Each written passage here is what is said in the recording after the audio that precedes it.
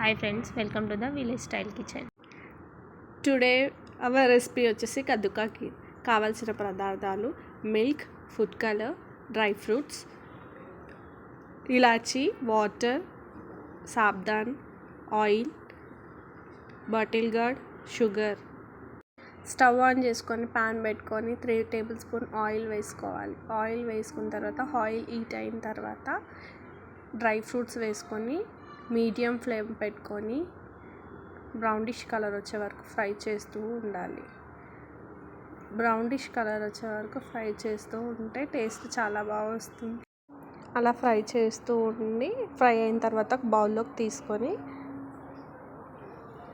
అదే ప్యాన్లో సొరకాయ తురుము వేసుకొని ఒక 10 మినిట్స్ వరకు ఫ్రై చేసుకోవాలి. పచ్చి వాసన వెళ్ళే వరకు ఫ్రై చేస్తూ అది ఎంత ఫ్రై చేస్తే అంత మంచి టేస్ట్ వస్తుంది.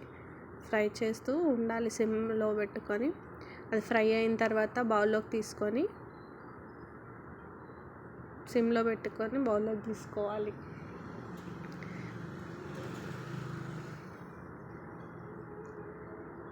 తీసుకున్న తర్వాత అదే బౌల్లోకి 1 లీటర్ మిల్క్ పోసుకొని 2 కప్స్ ఆఫ్ వాటర్ యాడ్ చేసుకోవాలి. దాంట్లోకి బాగా హై ఫ్లేమ్లో పెట్టుకొని బాగా మరిగించాలి. పాలు మరిగే టైంలో ఇలాచీ తీసుకొని ఇలాచీ దంచుకొని పక్కకు పెట్టుకోవాలి. కచ్చా దంచుకొని పక్కకు పెట్టుకోవాలి. తర్వాత కొంచెం ఇలా సైడ్కి ఇలా పొంగు వస్తుందన్నమాట పాల దగ్గర. అప్పుడు సాబ్దాన్, నానబెట్టుకున్న 1 గ్లాస్ సాబ్దాన్ పాలలో వేసుకొని కలుపుకోవాలి. కలుపుతూ ఉంటే గడ్డ కట్టదనమాట, కలుపుతూనే ఉండాలి. కలిపిన తర్వాత షుగర్ యాడ్ చేసుకోవాలి. 1 కప్ ఆఫ్ షుగర్ యాడ్ చేసుకొని షుగర్ కలపాలి. కలిపిన తర్వాత సాబ్దాన్ అనేది చూసుకోవాలి ఉడికిందా లేదా. చూసుకున్న తర్వాత సొరకాయ తురుము అనేది మనం ఇంతకుముందు ఫ్రై చేసుకుని పాలల్లో యాడ్ చేసుకోవాలి. యాడ్ చేసుకొని కలుపుతూ ఉండాలి. ఇలా కలుపుతూ ఉంటే అడుగంటకుండా కలుపుతూనే ఉండాలి. ఇలా పాలు ఇలా బాగా మరుగుతున్నప్పుడు ఇలా పొంగొచ్చేలాగా మరిగించుకోవాలి.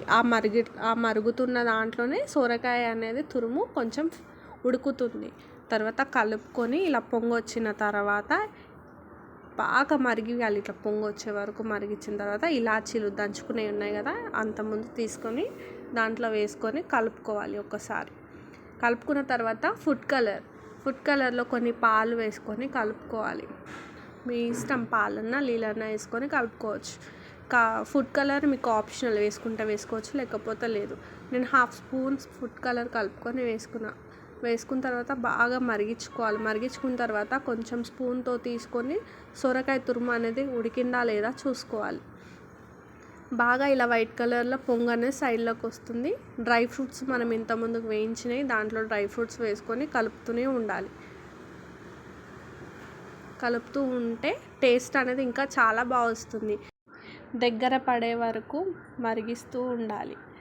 మరిగించిన తర్వాత స్టవ్ ఆఫ్ చేసుకొని సర్వింగ్ బౌల్లోకి సర్వ్ చేసుకొని ఫ్రిడ్జ్లో పెట్టుకొని తింటే చాలా బాగుంటుంది taste. Thank you for watching.